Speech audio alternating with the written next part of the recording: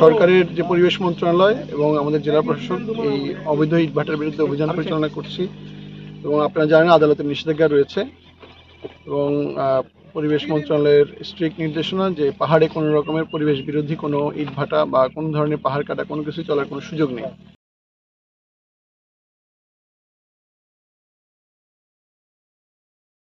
তারই পরিপ্রেক্ষিতে আমরা জেলা প্রশাসক স্যারের নির্দেশনায় এবং উপজেলা প্রশাসন সদর আমরা আজকে 5টা ইটভাটায় অভিযান পরিচালনা করি এবং প্রত্যেকটা এর মধ্যে 3টা ইটভাটাকে আমরা 50,000 টাকা করে 1.5 লক্ষ টাকা জরিমানা করি এবং এখানে ফায়ার সার্ভিস আছে, পুলিশ বিভাগ আছে, বন বিভাগ আছে, তাদেরকে সম্মিলিতভাবে তাদের যে ইটভাটা সেটাকে আমরা বন্ধ করে দিই এবং আপনারা দেখতে পাচ্ছেন যে ফায়ার সার্ভিস তাদের অগ্নি নির্বাপক যে যন্ত্র আছে সেটা দিয়ে প্রত্যেকটা ইটভাটা কিন্তু বন্ধ করে দিচ্ছে এবং আমরা আইনের মাধ্যমে যতটুকু পরিবেশ সংরক্ষণ করা সম্ভব সেটাই আমরা প্রচেষ্টা চালিয়ে যাচ্ছি।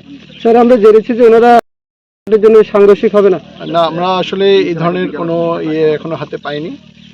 তো আমরা আগের যে নির্দেশনা ছিল যে পাহাড়ে যে আদালতের নিষেধাজ্ঞা ইটভাটার বিরুদ্ধে সেটাই আমরা সেই অনুযায়ী আমরা কাজ করছি।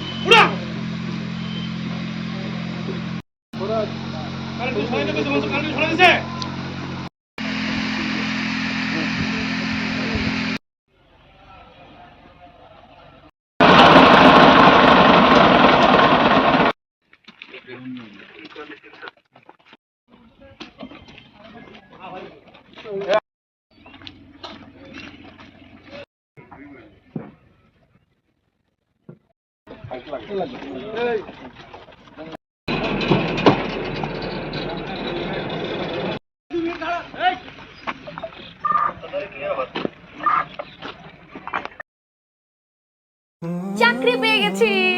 চাকরি? আপনাকে কোনো কমন সেন্স নেই? আপনি একটা মানুষের বাসায় ঢুকে পড়ছেন কিভাবে? বাসায় প্রবেশের কি নিষেধ আছে নাকি? এই অসময়ে ছাদে আসার কারণ কি? নতুন করে কারো প্রেমে পড়লেন নাকি? আমি আকাশ দেখছিলাম, আকাশ দেখতে দেখতে হারিয়ে গেলাম, হঠাৎ করে আপনি আসলেন।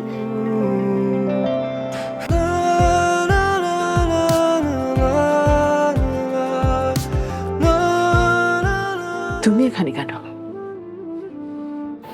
আমার অনুমতি নিয়ে এখানে আসা উচিত ছিল তোমার। মা, এই ছবিটা কার? আমার ম্যাডাম এই ছবিটা দেখে প্রতিদিন কাঁদে কেন মা? এই মেয়েটা কি সব কথা বলছে?